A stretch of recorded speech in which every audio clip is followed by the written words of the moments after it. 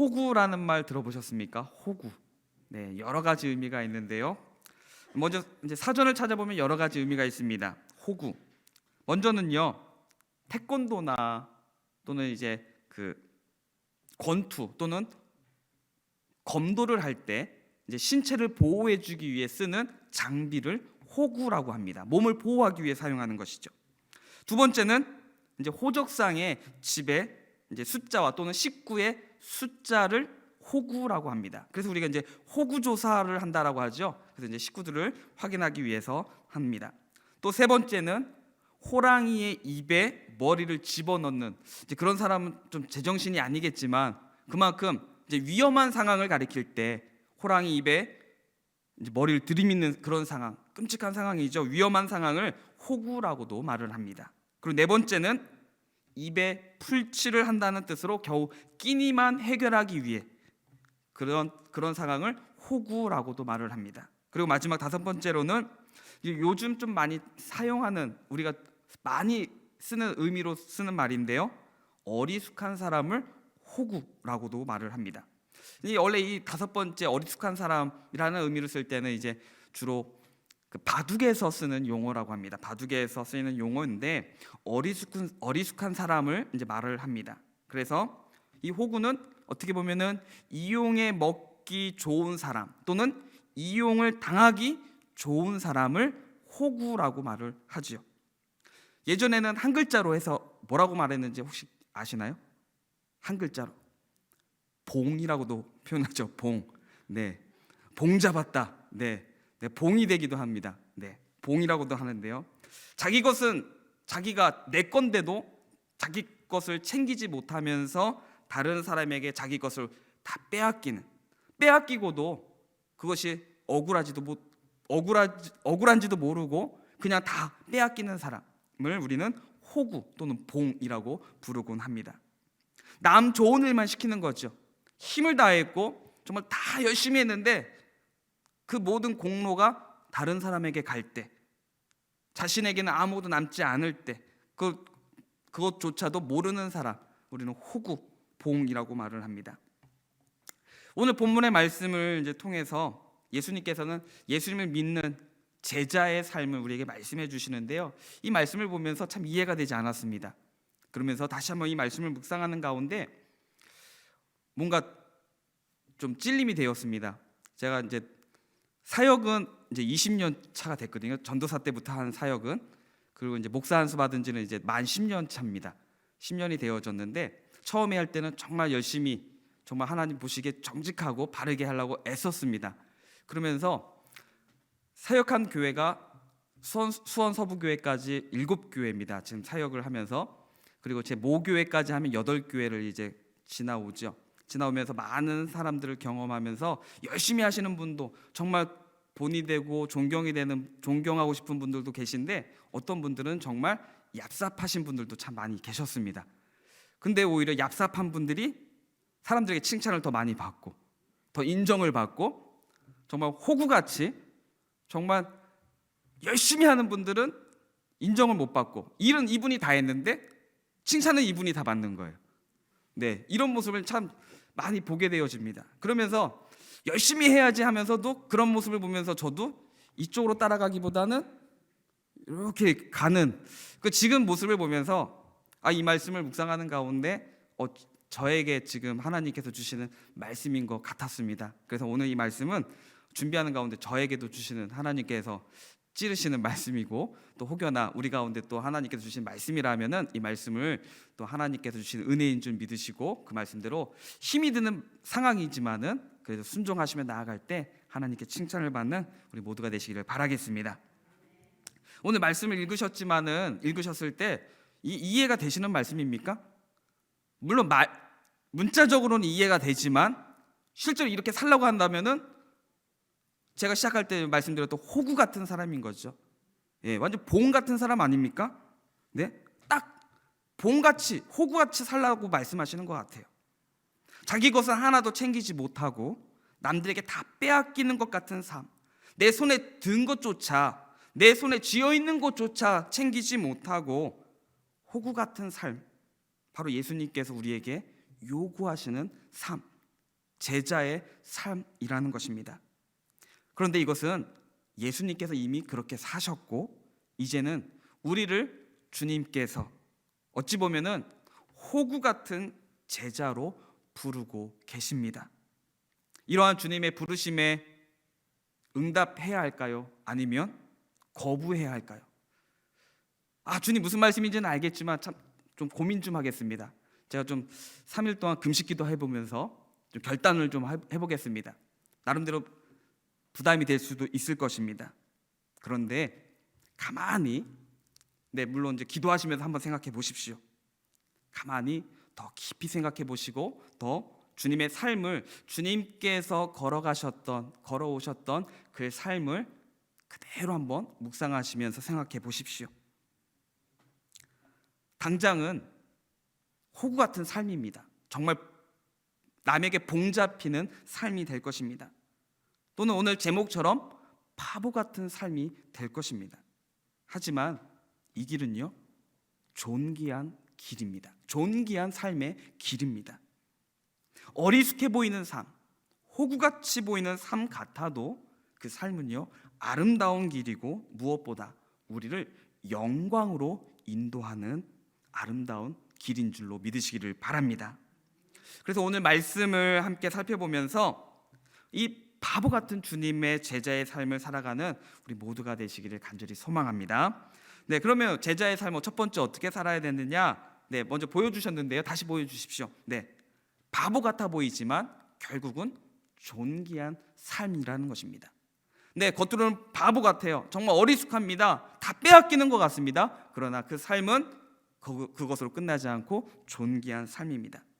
겉으로 보기에 제자의 삶은요, 정말 바보 같습니다. 너무나 바보 같습니다. 믿는 우리들도 그렇게까지 바보 같은 사람이 없습니다. 예수님이 제자들에게 뭐라고 말씀하십니까? 원수를 사랑하고요, 저주하는 자에게 축복하라고 하십니다. 오늘 보면 27절 28절을 제가 읽겠습니다. 그러나 너희 듣는 자에게 내가 이르노니, 예수님의 말씀을 듣는 자가 누굽니까? 제자잖아요. 우리에게 말씀하십니다. 너희 원수를 사랑하며 너희를 미워하는 자를 선대하며 너희를 저주하는 자를 위하여 축복하며 너희를 모욕하는 자를 위하여 기도하라. 다 같은 의미죠. 원수를 사랑하는 거, 선대하는 거, 축복하는 거, 기도하는 거, 이 기도가 저주의 기도겠습니까? 아니죠. 축복의 기도입니다. 선대하는 거고 사랑하는 겁니다. 그런데 대상이 누구예요? 원수고요, 미워하는 자고요, 저주하는 자고요, 모욕하는 자입니다.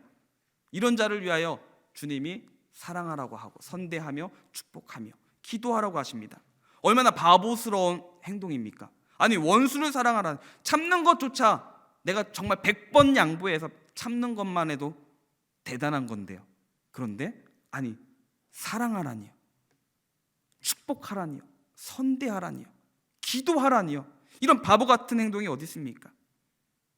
나를 사랑해주고 나를 위해서 희생하고 나를 위해서 기도해주는 사람, 나를 위해서 나를 도와주는 사람이라면 내가 얼마든지 하겠는데요, 나를 미워하고 나를 저주하는 사람을 어찌 사랑하고 축복할 수 있겠습니까?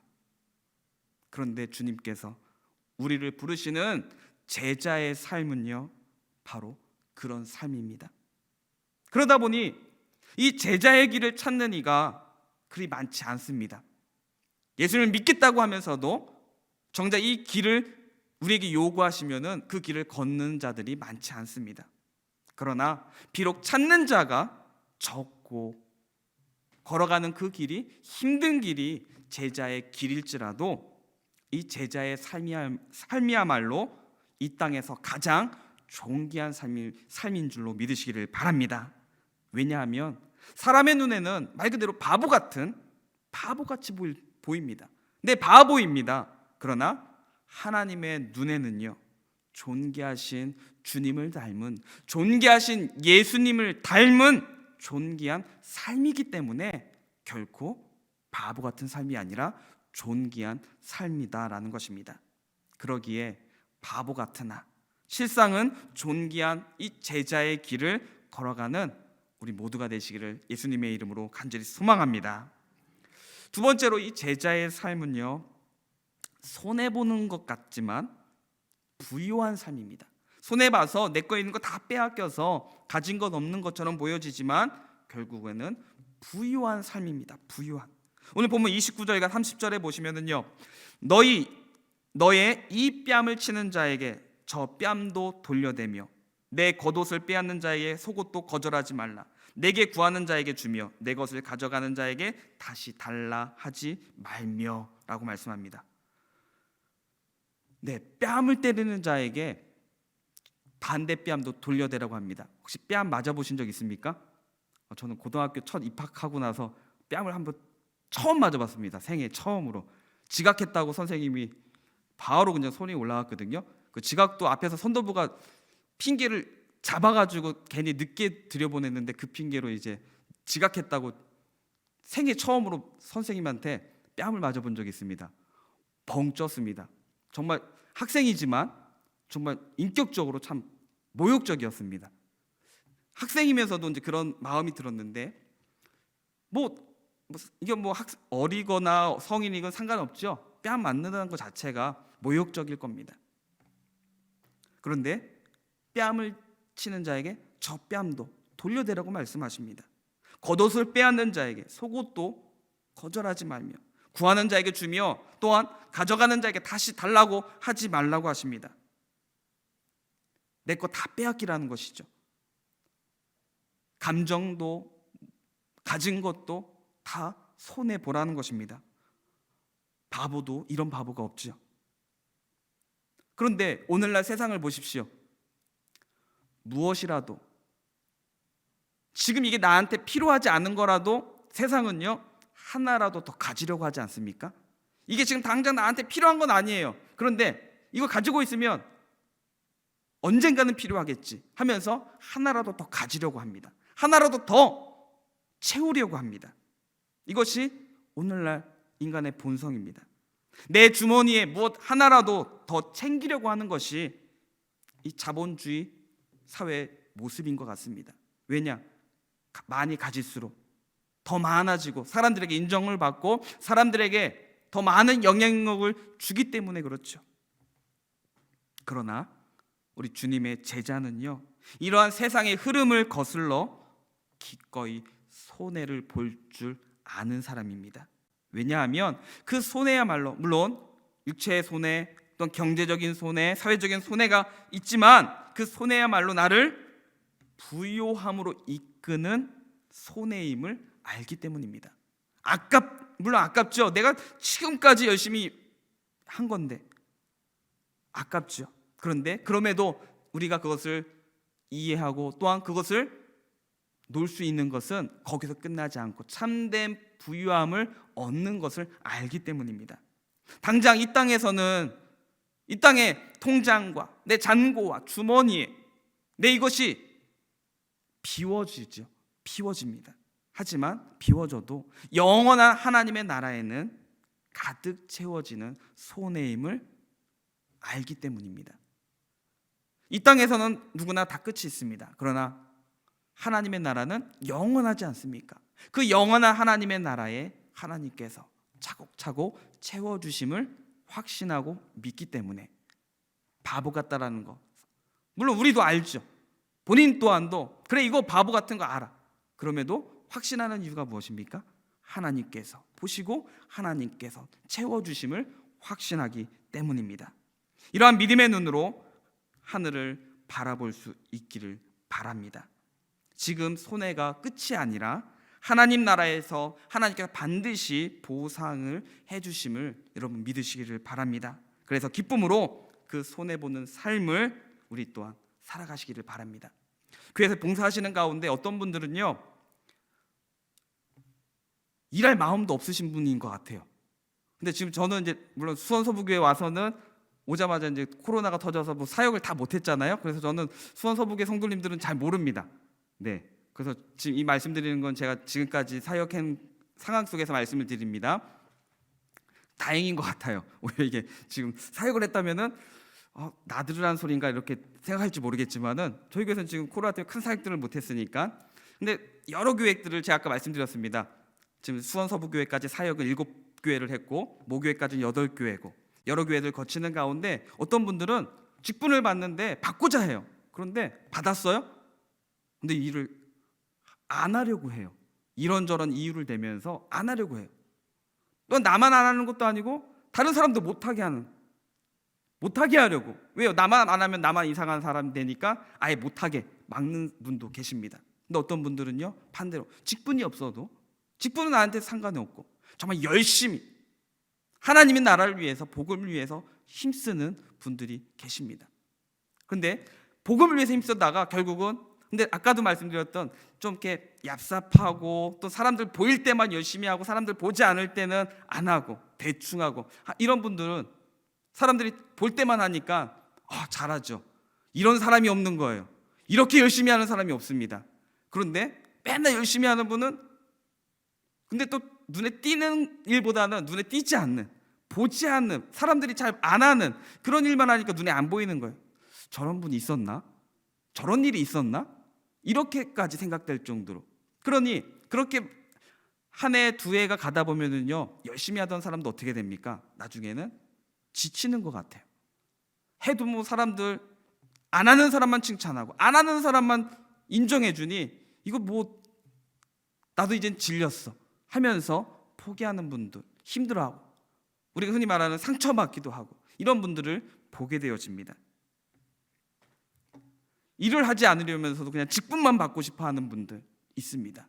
그런데 주님께서는 그 모습을 다 보신다는 거예요. 물론 우리 사람이니까 눈에 보이는 거 보이는 대로 알 수밖에 없잖아요. 그러나 하나님께서는 다 보십니다.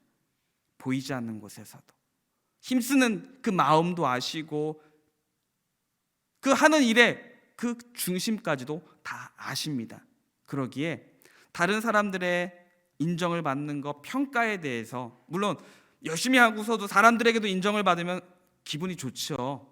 보람도 느끼죠. 그러나 그것에 우리가 마음을 빼앗기지 마시고 하나님의 나라에 하나님께서 기뻐하심을 기억하시면서 인정을 받지 못한다 할지라도 끝까지 더욱더 하나님 나라를 힘쓰는 우리 모두가 되시기를 바라겠습니다. 그래서 손해보는 것이 아니라 손해보는 것처럼 보입니다. 잘 이해하셔요. 손해보는 게 아니라 손해보는 것으로 끝이 아니라 손해보는 것 같지만 부유한 사람이 되십니다. 하나님 말씀 붙드시면서 그렇게 나아가시면 하나님께서 세워주시는, 물론 또한 우리 때에 안 그럴 수도 있습니다. 어떤 분들 같은 경우는 보면은요, 우리 때 나의 세대에 이루어지지 않고요, 우리 자녀의 때에 하나님께서 열매를 맺게 해주실 때도 있습니다. 내가 열심히 했지만 결국 아무것도 아니네? 아니요. 다음 세대, 자녀 세대에 하나님께서 놀랍게 해주시기도 합니다.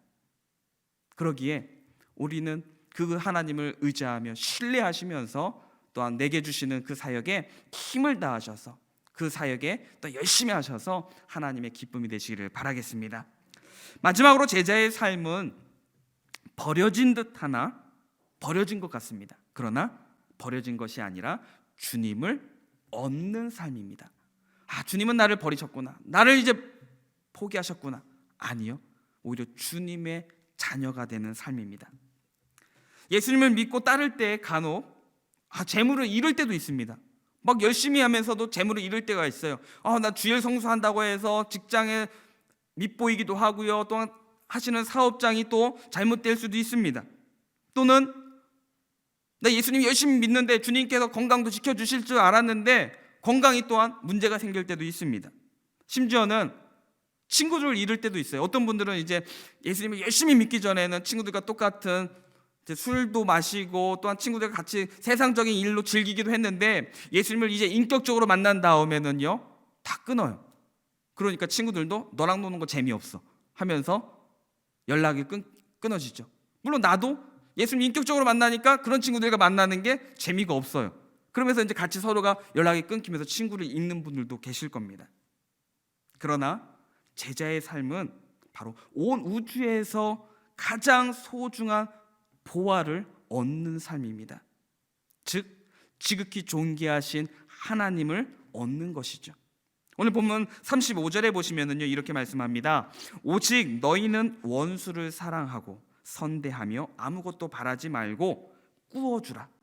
네, 앞에 우리 또 한번 다시 반복해 주시는 말씀이죠.